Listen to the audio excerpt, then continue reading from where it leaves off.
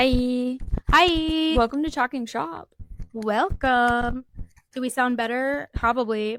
And that goes out to Steven. Thank you for telling us and reminding us that we had mics. Yeah, and also the mic that I have might be a little weird. There's something loose in it. I don't know. We don't know. We're gonna make the mic situation better over time. We got it when I had the iPhone that had the USB, not whatever it is now. We're working on it. Eventually we will become podcasting professionals. Yeah, until then, thanks for listening. Thanks for bearing with us. And if you're a future fan who's listening back, my bad. Oh, it reminds me of, I always listen to this podcast called Morbid. It's a true crime podcast. And if you listen to like the first 2 seasons, anytime they reference an old episode, they always apologize for sounding like they were in a submarine.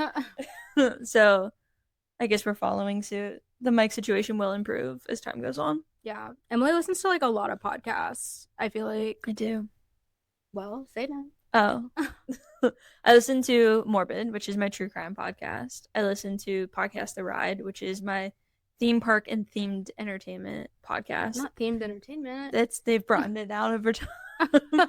And Very Amusing, which is all about like mostly Disney and different theme park stuff and life. Yeah. And I'm an audiobook girly, forever listening to an audiobook, but I do listen to Back to the Bar from Christy and Kelly from Dance Moms because I watched a lot of Dance Moms at a point in time in my life. Yeah. Now I'm thirsty and I feel weird like drinking into this. Hold the mic away. Pause for sip break. If you are in Sarasota and you find yourself in, is it Venice or Nokomis? Like, what city would we put HTeoO at? HTeo's in Nokomis. Nokomis. If you find yourself in Nokomis, you should go to HTeoO. Or if you're on your way to Nokomis Beach, yeah, HTeoO. It's actually really good. And they have a bunch of different sweet and unsweet teas. So good. And coffees and all the stuff. And they were nice. Not sponsored, but yeah, but well, that would be a good sponsorship. Yeah, if you guys want to, like, we're into it. Okay. We'll tag HTeoO. Now we are the people that I hate. I actually really hate when people just talk at the start of episodes. Like, yeah. I just want them to get into it. So, yeah. And if you're looking at the transcript, this is now where we transition. Yeah, start to the actual here. Podcast. This is where we're going to talk. Okay. Well, welcome back to Talking Shoppe. Yeah, welcome back. Our second episode. Yay! Look at us sticking with the habit. Yeah, we're really trying. We are. After our last one, we got a little bit more confident, I feel like, that we actually know what we're doing. Yeah. So, alas, here is episode 2. I decided a few hours ago that I wanted to introduce like a new segment, which is a spin-off of a game that we actually play somewhat frequently at the dinner table. Mm-hmm. And so we are going to, oh my God, I forgot them. What are the 3 options? Work wife, work overlord, or work nemesis. And work nemesis. Okay, so we are each gonna do one where we'll give 3 people and you have to choose if you would want to make them like your work wife, if you would want to work for them, like make them your boss, and one that would be like your work nemesis. You're the one that you just like wish they didn't work there. Yep. Or that you would just, it's kind of like who are the characters on The Office? Dwight and Jim. Yeah, like how they have that like situation. The rivalry. Yeah, like it's like that. Do you want to go first? Sure. Okay. We've been watching a lot of like cartoons lately. So Jimmy Neutron, Carl Weezer, Sheen. Ooh. Work nemesis is Sheen. Okay. Actually, Carl, I think he's so annoying. You answered very quickly. I know, because I feel like Sheen is like not super helpful in terms of the like, I don't know, the smarts department. He's kind of like the dumb one of the friends, which like he's good for some things, but not that. So I think that he would, but he's kind of fun. I would make Sheen my work wife.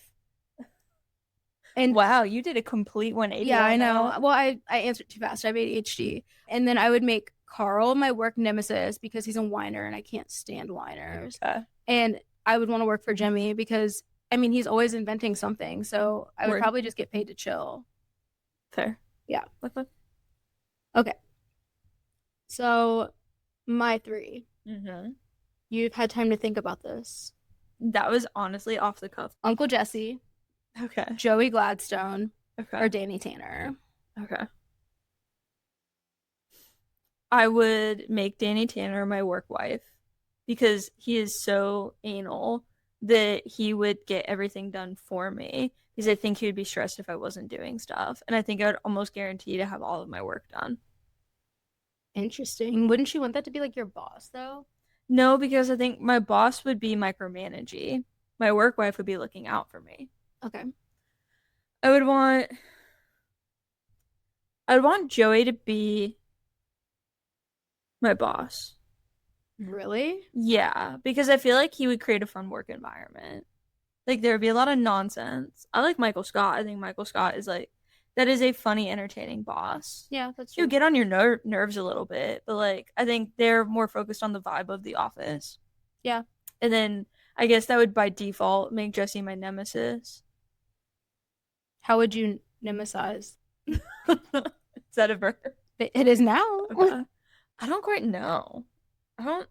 I think like a work nemesis, it could either be like it could be like overt hate or you just like find them irritating. And I don't know, like I feel like he'd bring his guitar to the office, his motorcycle would make a lot of noise. I feel like that's good vibes. I don't know. I feel like it would just annoy me. I feel like his hair would annoy me.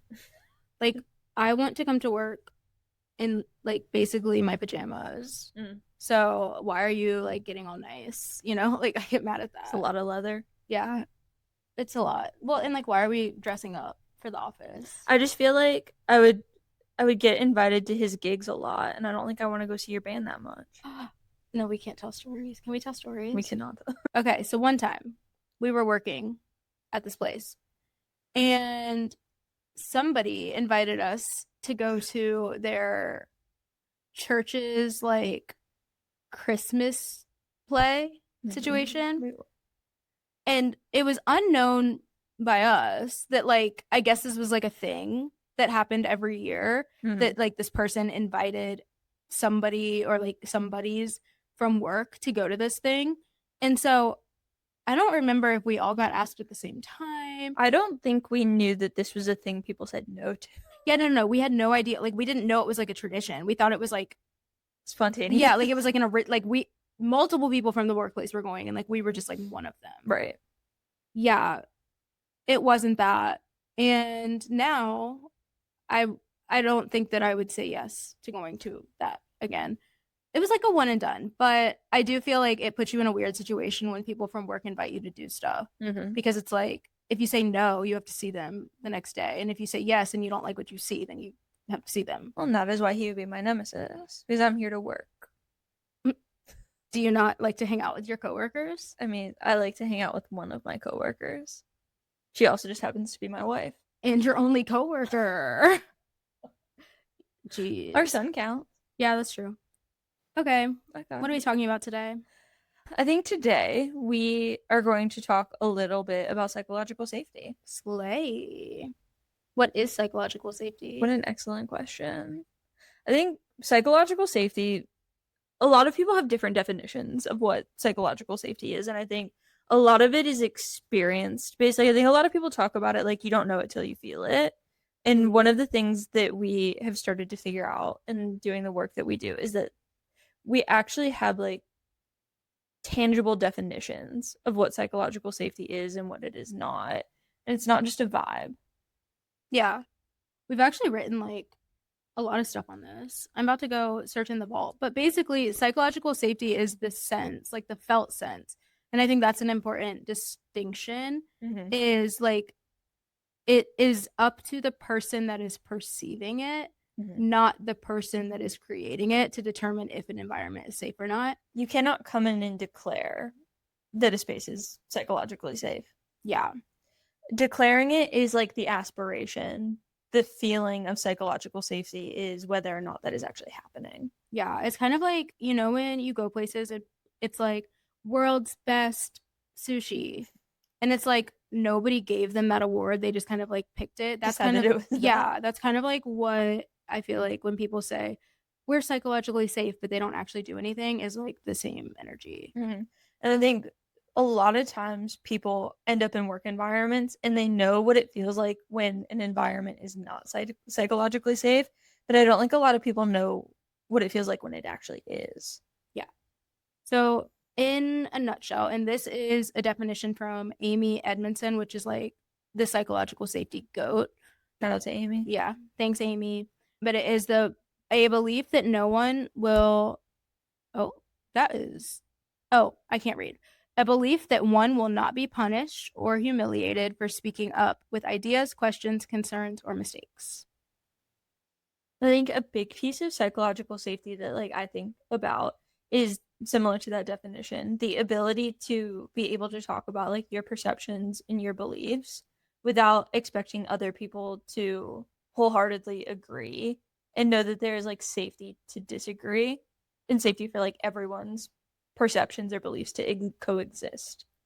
Yeah, I mean, I think that you have to have at least a baseline belief system that like there is no absolute right or wrong way to do something in a psychologically safe place. Like obviously you want to have protocols and you want to have like procedures, but I think when we're getting into like how you should feel or think about something, if we start to like police that and say that every worker should believe this, or in order to be a manager you have to think this way, then you're kind of getting into the unsafe zone. Mm-hmm. And this is a lesson that's coming up a lot in what I've been doing in therapy this week, is like the difference between like structure and rigidity.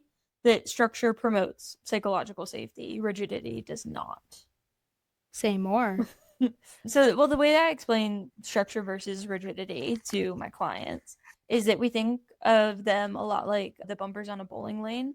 The bumpers are wide enough to prevent you from like having a gutter ball, but allow they allow for some variability. Like you don't know how many pins you're going to knock down. There's a choice. Like there's a chance that you could not knock any of them down. You could get a strike, or you could just like hit that weird one in the corner that you don't really know why you hit it, but like you did. Yeah. But nobody would really have fun bowling if the bumpers were just wide enough for the ball to get through, because it like guaranteed an outcome every single time. And I think the fun in the flexibility is that you at least guarantee that you're going to make it down the lane, even if you don't know what the outcome is. And structure is very similar to that. It's like we're preventing early gutter balls or like early failings of the system while not guaranteeing an outcome. And rigidity is the focus on the outcome so much that oftentimes we don't allow for like flexibility or individuality. Mm-hmm. I like that. I talk about same concept in a different context in therapy, because I work with so many people with ADHD and I also know myself. And I need like, there's like a window for me that if I don't have enough structure, it doesn't feel safe because I feel stressed and I like don't know what's expected of me, and I don't know like what the outcome should be, or like what are we even going for. Like no structure makes me feel anxious. But I think that if there is too much structure, I almost feel like suffocated and like I'm going to mess it up.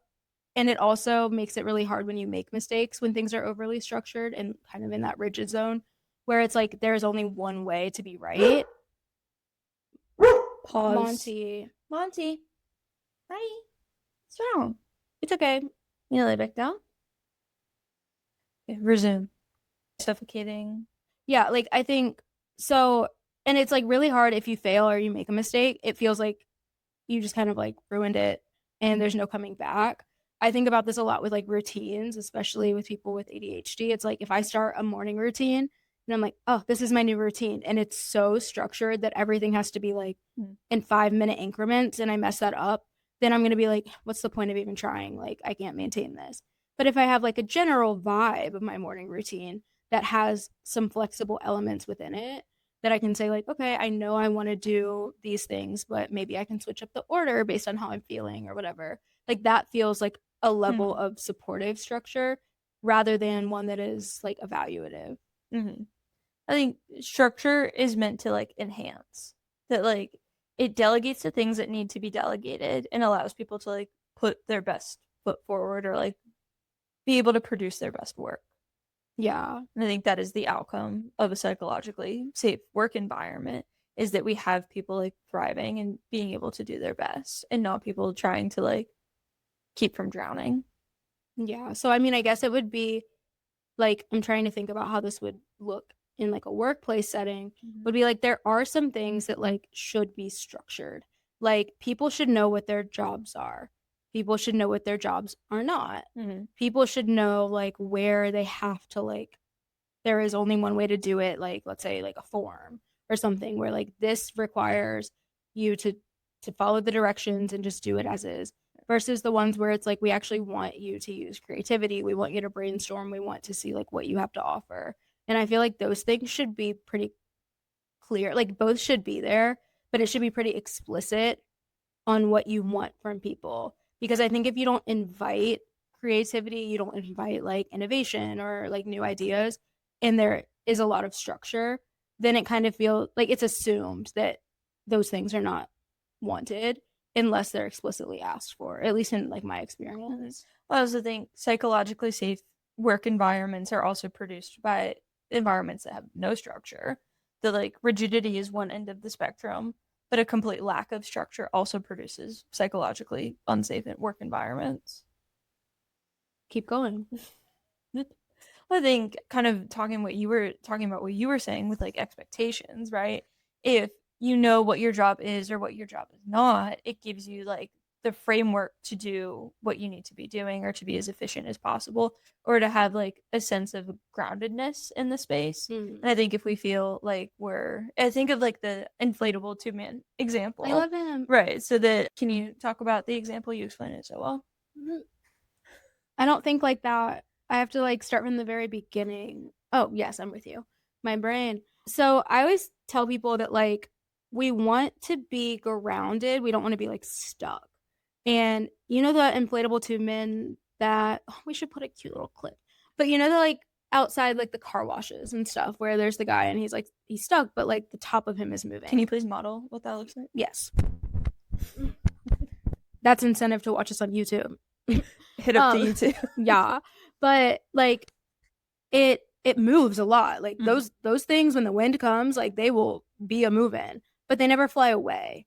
And I think like that is the goal in a workplace, is you want to be able to like take hits. You want to be able to like move and adapt to the environment, but you don't want to feel so like loosely connected to the ground or like untethered that you feel like at any second you could fly away. And I think what I was thinking about was if a work environment lacks structure or expectations, it's kind of like you're a balloon that like when you are onboarded, somebody's holding on to the balloon, but the minute onboarding is over and they let it go, like you're just going to float wherever the wind takes you, and you might end up somewhere you want to be, or you might end up in a power line. And do you ever feel like a plastic bag? There you go. I think that if we need some level of like, a balloon's not fun if it's on the ground, but a balloon's also not fun if it's like floating into a power line. And so you want the right balance of groundedness or connectedness or structure or expectations without the belief that it's so weighted down or so free that it can't do its purpose. Yeah. So like this is like kind of how we started the whole idea around like the social club. But it was initially like our wedding theming.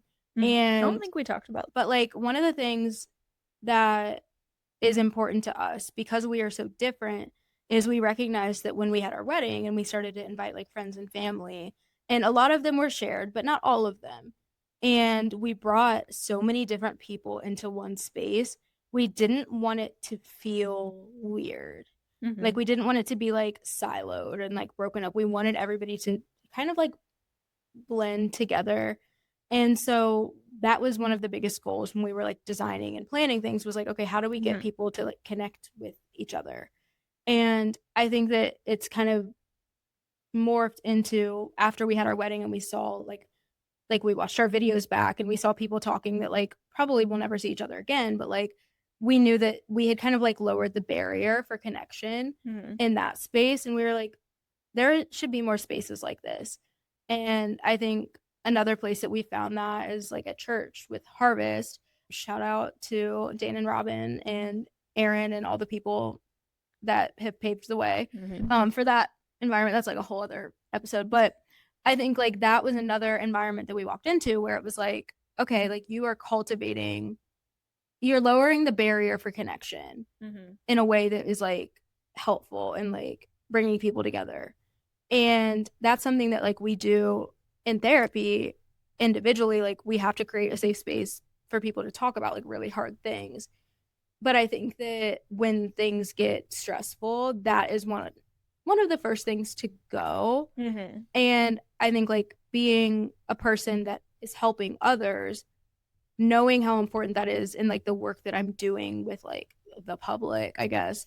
But if that doesn't exist for me, then I'm gonna burn out like pretty quickly. Mm-hmm. And so like psychological safety was kind of like the basis when we were thinking about the social club was like, okay, we know that there's a lot of people doing really good stuff, Mm-hmm. but like if you're putting all the energy into creating safe spaces for other people, then like what do you have to come back to when you've been out in the world? Like if you're not tethered, then like you're just blowing right away with them, and maybe they're tethered to you, but you're tethered to nothing. Mm-hmm. I think psychological safety is like nobody outside of becoming like a therapist. I don't think people teach you how to cultivate a space where psychological safety is the expectation. Like, Yeah. it's not. Is that a job? Like vibe setter? Bestie, that's our job. I know. I think that's what we recognized was there was like a significant gap in like the education piece. And even though like psychological safety is something that is felt, it takes a lot of effort and intentionality to like cultivate that environment. And when you're in grad school to become like a psychologist or any kind of like person that does therapy, there is an emphasis on creating a space where people feel comfortable like disclosing information to you. And I don't think that gets talked a lot about when it's creating like work environments and work cultures. Even though psychological safety needs to be an expectation everywhere, it is like this one profession that is taught how to like cultivate it. And I think that was the ultimate goal, was that if we possess the knowledge and there are spaces that psychological safety needs to exist, then you don't have to go to grad school to learn it. You just hire us. Yeah, and I think another like nuance that we are taught, or I don't even know that we're taught in therapy school, but I think we've learned is what that looks like. It's easier, I would say, to do that on an individual basis. Yeah. Like if it's just me and one other person in a room, it's like, just don't be rude and like listen, and basically like you've cultivated safety. And I think that a lot of people know how to do it that way. Mm-hmm. I think that one of the things that happens when you start to like add people, so doing things like couples or family therapy or even group therapy, I think is the best example. Yep. But it's like group and family therapy techniques are really represented in like an organizational way, because it introduces like the hierarchy and other relationships and how they impact like safety. Especially I think working with like teenagers, where we did like the residential treatment, you would have like an individual relationship with this kid and like the kid loves you and it feels open. But as soon as like the parents come into the room, that same openness sometimes would like go away. Yeah. And we had to, I mean, like I remember having to learn so many skills about like how do I maintain the safety that I've established with this individual when the room starts to change and people come in and out, and also do it in a way that like you maintain like order or control or whatever without seeming like a dictator, because ultimately like the authority figure in a family is like the parents and like whatever dynamic they want in the household. It's not me. Well, and it's, can you build safety with a new person in the room without compromising the safety of the other relationship that you have built? I think that is a thing that comes up when you do a lot of like family therapy, and one of the people involved in family therapy like falls into the lower end of the hierarchy is, a thing that gets talked about a lot, like when we work with kids, is like, are you still going to be on my side when my parent comes into the room? Yeah. And it's, how do you maintain the safety of the relationship that you have built with this other individual while also connecting and building a relationship with like the adult or the authority figure without it feeling like one person is losing and one person is winning. And I think that is a dynamic that a lot of bosses deal with, that a lot of like leadership has to deal with, that any organization with more than one person or has to be able to navigate, is how do I build these individual relationships, maintain a group dynamic, ensure that everyone feels safe even if like somebody is doing something to compromise the safety, and be able to juggle all of those things while not burning out and being productive at the job you're being paid to do and having like a life outside of it, right, and those kinds of things. So I think we can like wrap kind of. So some of the things I'm gonna pull out like the research a little bit and talk about like what happens when we don't have psychological safety, because I think we've like hopefully made a decent case for why it's important. But I also think that like, especially with like human services organizations where like your metric is not like let's make a lot of money, it is let's like change a lot of lives.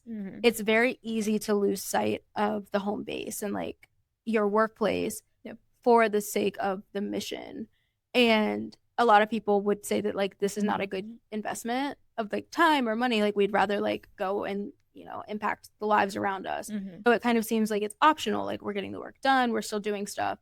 And I think the lack of psychological safety and the consequences are kind of, they're not invisible, but they're invisible until they're not, if that makes sense. Like you don't notice them until the alarm bells are going off. Right. And so when the stakes feel really high, people start to censor themselves. They start to take pieces of themselves out. And that might be just like they disengage with you, or they disengage with like their coworkers, or they just kind of like hold back and don't say anything at all because they're afraid that it's going to lead to rejection or resentment or retaliation, whatever it may be. And so the things that would actually help the organization are living in the minds of the people that are too scared to say anything. And this leads to a dynamic where conflict like doesn't really happen. It festers, it grows, and it like ultimately results into like resentment and the meeting after the meeting.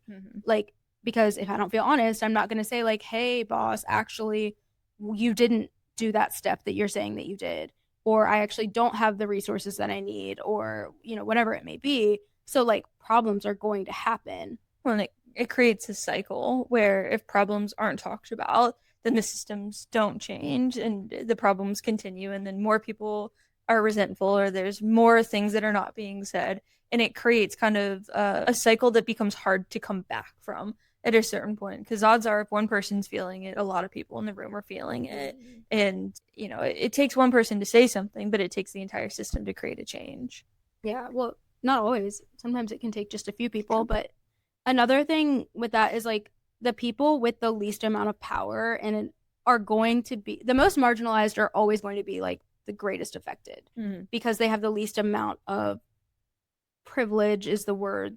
But if we didn't want to say privilege, we could say like least amount of protective factors, or like they have the least amount of like society going for them already. And so people that are already struggling with power dynamics are already struggling with representation, already struggling because they've had unequal conditions in their education or whatever.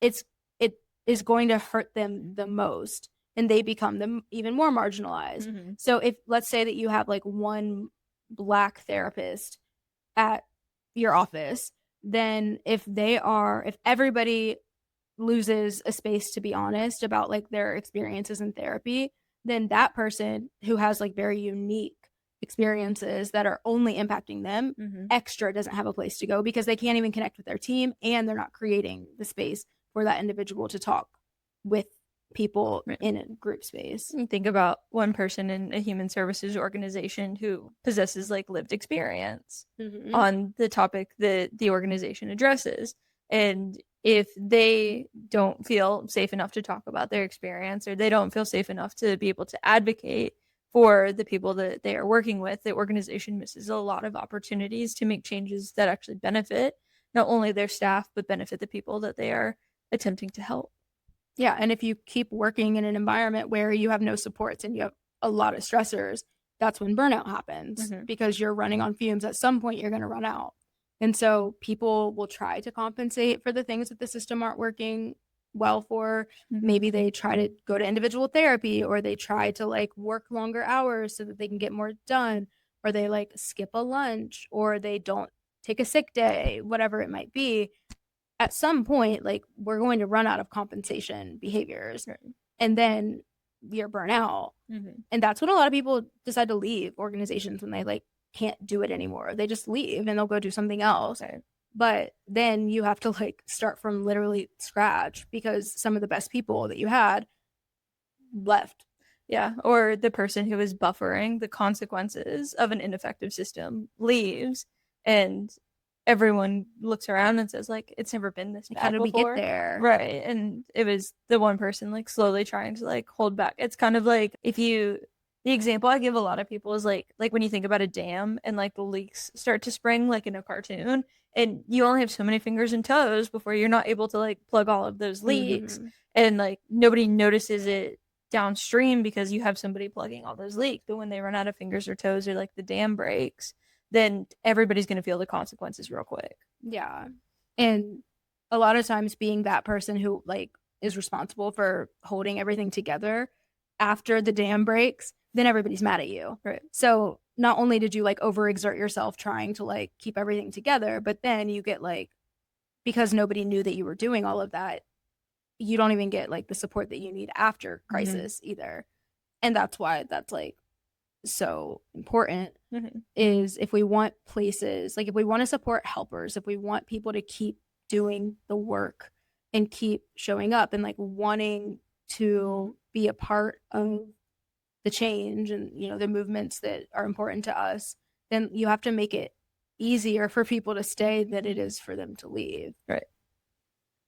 Psychological safety trumps all of those things, because then you have systems in place to support people when the systems start to fail. You have backups and ways to talk about things, and like the safety to actually express when things aren't going right. Yeah. So, I mean, there's like, we could talk about this for days. So I guess it would be for whoever listens to this, like, what questions do you have about psychological safety that like might be things that we can talk about? Yeah. Or like future. Hopefully this was like a good opportunity that in listening to this, you could be like, oh yes, like I definitely feel that in spaces. And hopefully everybody who listens to this is able to like have one space where they're like, absolutely psychological safety is present. And if it doesn't feel like psychological safety is present in some spaces, it's a good opportunity to reflect on ways that it could start to feel safer. And maybe that's like a future episode that we do is like, okay, if you recognize that psychological safety is not present, like now what? Yeah. Kind of thing, and how you can be a part of changing things. Yeah. The thing we hate to do is make people aware of a problem and not give them a solution. Yeah. So we'll try. We won't leave you hanging. But promise. We can't provide all the problems and all the solutions in under 30 minutes. We try with 50, but that's too long. Right. So okay. We'll talk more about it. Yeah. So now we can do our reports. Okay, so this is how we are trying to end and wrap up because it is fun, I guess, and it also helps us to like connect. So report stands for what are we reading, eating, playing, P.O., obsessing over, recommending, treating, like how we're treating ourselves. So R, essence, what are you reading? Well, I don't know what I was reading last time we recorded this. I think it was a different same book. A book that I did read a while ago that I'm like still thinking about that is not a suspense novel is The Adult Children of Emotionally Immature Parents. It was a very like helpful book for just like learning about parental dynamics and like how emotional functioning develops in sense of self. So I like recommended that to so many of my clients who have found it really helpful. So that's one that I just like think about once a day and talk about often. But the current book that I am audiobooking is called Dear Debbie by Frida McFadden, and it is nuts so far. And then I just finished my other one that was Do Not Disturb. Yeah, she is far more literate than I am. I just love a book. I'm not actively reading any books. I have several Colleen Hoover ones that I am supposed to be reading, that I will be reading at some point. I continue to be on the Summer House drama, impatiently waiting for the reunion to be happening. That's a lot of my threads right now. Yes, it's escalating. I guess the thing I am reading the most of currently is like current events. So trying to stay up on top of the state of the world. Thank you for your service. Tends to be most of the content I am consuming at this point in time. Well, that's depressing. E. What are we eating? We get HelloFresh because... Also not sponsored, but we're open. Because I like to cook. Cooking is a way that I engage in self-care and coping, and it's my wind down for the day. We had a good steak and blue cheese pizza last night. Yeah. But I enjoyed it. It was good. It's good. My eating, it was Easter this past weekend, and we made a pumpkin carrot. Why did I say pumpkin? I don't know. Color, I don't know. Wrong season. Carrot cake cinnamon roll situation. It was a carrot cinnamon swirl loaf. Oh, okay. With cream cheese frosting. We grated the carrots ourselves. Yes, I grated carrots first, and then you grated carrots. You grated carrots for something else. For soup. I made broccoli cheddar soup. That was good. That was good. And then we made the carrot loaf situation, and that was also really good. It was excellent. Yeah, I don't cook like on our regular rotation. Emily tends to do that because it relaxes her. But every once in a while, I am gonna cook if it's like a demonstration. Like if it's always an ordeal. I'm making something from like literally nothing, and it takes hours, and it's a whole thing. Yeah. Otherwise, I would have sleep for dinner. P, what are we playing? I made a shirt. Well, I cut out and measured and pinned together a shirt that I'm going to sew this weekend. Maybe. Well, it's Emily's birthday weekend, so I don't know if I'll sew. But so I am playing with my sewing machine even more and getting a little bit more confident. I love that for you. For those of you keeping track, I'm still playing Mahjong. What level? I'm almost to level 300. You're gonna like do the thing where you can. I hope it's like Candy Crush and there's 8,000 levels. I'm playing around with Pinterest a lot. Queen! Essence's birthday is in a month, and it's her 30th birthday, and I am actively planning a party. So I am playing a lot on Partiful and Pinterest. I love Pinterest. Obsessing over. I'm obsessing over our son. He's been really cute recently. He's been so cute. If you don't know us, that's our dog. His name is Monty. And he's so handsome and perfect. Almost 11. Yeah. He's a border collie lab mix, and he has been full of energy recently. He's such a good so guy. Cute. Yeah, he's always cute, but it's like extra cute. Yeah. What are you obsessing over? What am I obsessing over? We just finished Love on the Spectrum. Sure. And I know that some people have like mixed reviews about that show, but I like it. And actually, we're also watching 90 Day Fiancé, and there's chaos about that show. But one of the things that I do appreciate is this season that we're like watching has somebody that is blind, and the previous season that we watched had somebody that was deaf. And I think like maybe that's what I'm obsessing over is like I really enjoy representation of various like experiences, and I think like the seeing people kind of live their life up close and like form relationships with like different disabilities and stuff. I don't know, I just like I dig it. Yeah, I'm recommending 90 Day Fiancé. I love it's chaotic, it's full of drama. You would think as therapists we wouldn't want drama in our free time, but I love 90 Day Fiancé. I think we get to engage with drama in a different way. Yeah. Where like typically we have to like, you know, you can't just be like shouting out things in therapy, and you have to like wait to see how they feel about it before you can show how you feel about it. You're not really always talking about your opinion. Yeah. So like this is a place where we can get out our opinions. Yeah. And I would highly recommend because we love love. Yeah. And there's some wholesome moments, but there's so much drama and I love it. Yeah. What are you recommending? A chiropractor. Oh my gosh. Shout him out. Dr. Moscow. Yeah. Jeffrey.